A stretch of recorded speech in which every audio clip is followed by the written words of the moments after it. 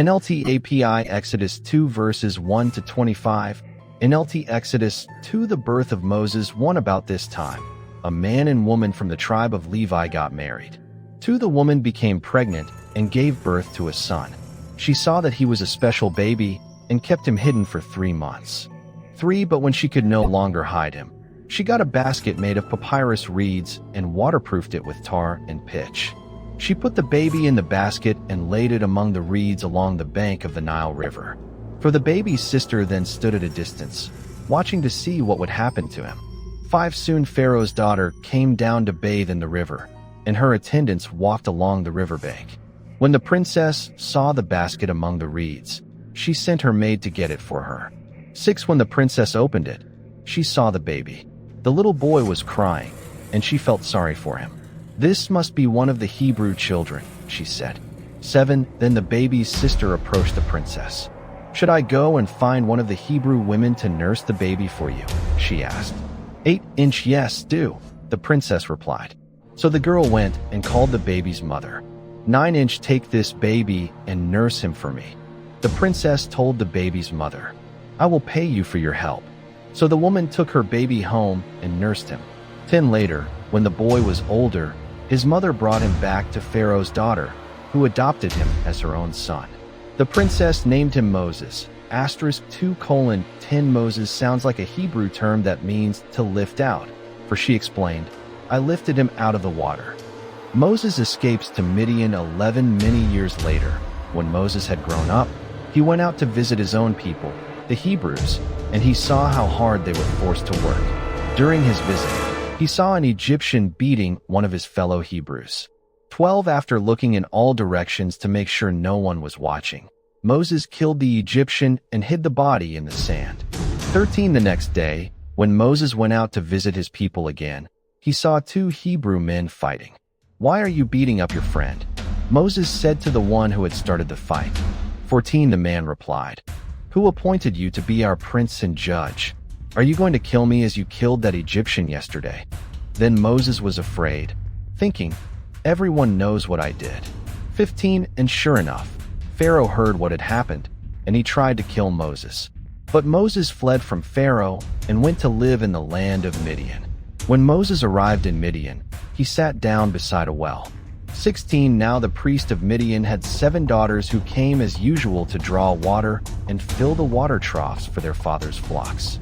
17. But some other shepherds came and chased them away. So Moses jumped up and rescued the girls from the shepherds. Then he drew water for their flocks. 18. When the girls returned to Reuel, their father, he asked, "Why are you back so soon today?" 19. An Egyptian rescued us from the shepherds, they answered. And then he drew water for us and watered our flocks. 20. Then where is he? Their father asked. Why did you leave him there? Invite him to come and eat with us. 21. Moses accepted the invitation, and he settled there with him. In time, Reuel gave Moses his daughter Zipporah to be his wife. 22. Later she gave birth to a son, and Moses named him Gershom. *2:22 Gershom sounds like a Hebrew term that means a foreigner there, for he explained, "I have been a foreigner in a foreign land." 23 years passed, and the king of Egypt died. But the Israelites continued to groan under their burden of slavery. They cried out for help, and their cry rose up to God. 24. God heard their groaning, and he remembered his covenant promise to Abraham, Isaac, and Jacob. 25. He looked down on the people of Israel and knew it was time to act. *2:25 and acknowledged his obligation to help them. NLT API Exodus 3 verses 1 to 22. NLT Exodus 3 Moses and the burning bush. One day Moses was tending the flock of his father-in-law, Jethro. *3:1 Moses' father-in-law went by 2 names, Jethro and Reuel, the priest of Midian. He led the flock far into the wilderness and came to Sinai. *3:1 Hebrew Horeb, another name for Sinai, the mountain of God. 2. There the angel of the Lord appeared to him in a blazing fire from the middle of a bush. Moses stared in amazement. Though the bush was engulfed in flames, it didn't burn up. 3. This is amazing, Moses said to himself. Why isn't that bush burning up? I must go see it." For when the Lord saw Moses coming to take a closer look, God called to him from the middle of the bush, "Moses, Moses." "Here I am," Moses replied. 5-inch, do not come any closer, the Lord warned. "Take off your sandals, for you are standing on holy ground." 6 I am the God of your father asterisk 3:6 Greek version reads your fathers, the God of Abraham, the God of Isaac, and the God of Jacob. When Moses heard this, he covered his face because he was afraid to look at God. 7 Then the Lord told him, "I have certainly seen the oppression of my people in Egypt. I have heard their cries of distress because of their harsh slave drivers. Yes, I am aware of their suffering. 8 So I have come down to rescue them from the power of the Egyptians and lead them out of Egypt into their own fertile and spacious land. It is a land flowing with milk and honey, the land where the Canaanites, Hittites, Amorites, Perizzites, Hivites, and Jebusites now live." 9 Look, the cry of the people of Israel has reached me, and I have seen how harshly the Egyptians abused them. 10 Now go, for I am sending you to Pharaoh. You must lead my people Israel out of Egypt. 11 But Moses protested to God, "Who am I to appear before Pharaoh? Who am I to lead the people of Israel out of Egypt?" 12 God answered, "I will be with you, and this is your sign that I am the one who has sent you. When you have brought the people out of Egypt, you will worship God at this very mountain." 13 But Moses protested, "If I go to the people of Israel and tell them, 'The God of your ancestors has sent me to you,' they will ask me, 'What is his name?' Then what should I tell them?" 14 God replied to Moses, "I am who I am. Asterisk 3:14, or I will be what I will be. Say this to the people of Israel, 'I am has sent me to you.'" 15 God also said to Moses, "Say this to the people of Israel, Yahweh, asterisk 3-15 Yahweh, also in 3:16, is a transliteration of the proper name YHWH that is sometimes rendered Jehovah. In this translation, it is usually rendered the Lord. Note the use of small capitals. The God of your ancestors, the God of Abraham, the God of Isaac, and the God of Jacob, has sent me to you.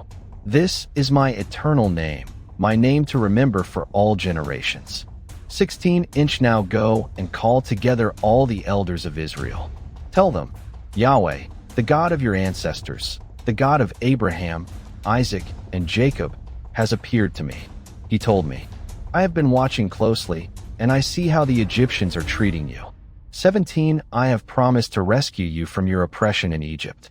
I will lead you to a land flowing with milk and honey, the land where the Canaanites, Hittites, Amorites, Perizzites, Hivites, and Jebusites now live. 18 The elders of Israel will accept your message.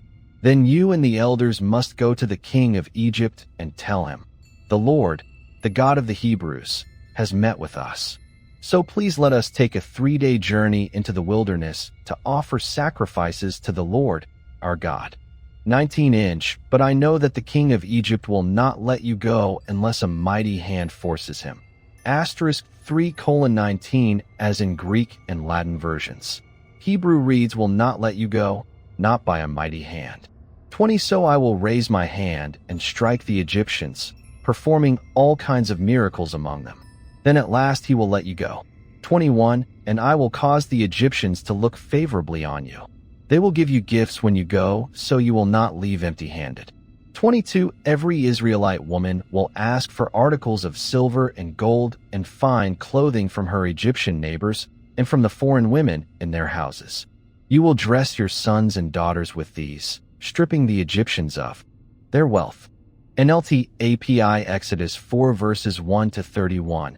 NLT Exodus 4 Signs of the Lord's power 1, but Moses protested again. What if they won't believe me or listen to me? What if they say, the Lord never appeared to you? 2 Then the Lord asked him, what is that in your hand? A shepherd's staff, Moses replied. 3 Throw it down on the ground, the Lord told him. So Moses threw down the staff, and it turned into a snake. Moses jumped back, for then the Lord told him, reach out and grab its tail. So Moses reached out and grabbed it, and it turned back into a shepherd's staff in his hand. 5 Perform this sign, the Lord told him. Then they will believe that the Lord, the God of their ancestors, the God of Abraham, the God of Isaac, and the God of Jacob, really has appeared to you. 6. Then the Lord said to Moses, "Now put your hand inside your cloak." So Moses put his hand inside his cloak, and when he took it out again, his hand was white as snow with a severe skin disease, *4:6, or with leprosy. The Hebrew word used here can describe various skin diseases. 7. Now put your hand back into your cloak, the Lord said. So Moses put his hand back in, and when he took it out again, it was as healthy as the rest of his body. 8. The Lord said to Moses, "If they do not believe you and are not convinced by the first miraculous sign, they will be convinced by the second sign." 9. And if they don't believe you or listen to you even after these 2 signs, then take some water from the Nile River and pour it out on the dry ground. When you do, the water from the Nile will turn to blood on the ground. 10. But Moses pleaded with the Lord, "O Lord, I'm not very good with words. I never have been, and I'm not now. Even though you have spoken to me, I get tongue-tied, and my words get tangled." 11. Then the Lord asked Moses, "Who makes a person's mouth?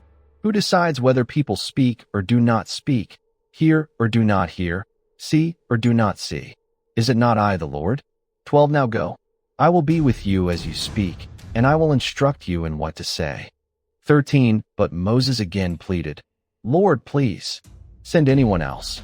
14. Then the Lord became angry with Moses. "All right," he said. "What about your brother, Aaron the Levite? I know he speaks well. And look, he is on his way to meet you now. He will be delighted to see you." 15. Talk to him, and put the words in his mouth. I will be with both of you as you speak, and I will instruct you both in what to do. 16. Aaron will be your spokesman to the people. He will be your mouthpiece, and you will stand in the place of God for him, telling him what to say. 17. And take your shepherd's staff with you, and use it to perform the miraculous signs I have shown you. Moses returns to Egypt. 18. So Moses went back home to Jethro, his father-in-law. "Please let me return to my relatives in Egypt," Moses said. "I don't even know if they are still alive." "Go in peace," Jethro replied. 19. Before Moses left Midian, the Lord said to him, "Return to Egypt, for all those who wanted to kill you have died." 20. So Moses took his wife and sons, put them on a donkey, and headed back to the land of Egypt. In his hand, he carried the staff of God. 21. And the Lord told Moses, "When you arrive back in Egypt, go to Pharaoh and perform all the miracles I have empowered you to do. But I will harden his heart, so he will refuse to let the people go." 22. Then you will tell him, "This is what the Lord says. Israel is my firstborn son.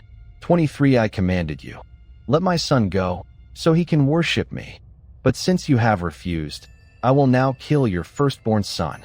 24. On the way to Egypt, at a place where Moses and his family had stopped for the night, the Lord confronted him and was about to kill him. 25. But Moses' wife, Zipporah, took a flint knife and circumcised her son. She touched his feet. *4:25. The Hebrew word for feet may refer here to the male sex organ, with the foreskin, and said, "Now you are a bridegroom of blood to me." 26. When she said a bridegroom of blood, she was referring to the circumcision. After that, the Lord left him alone.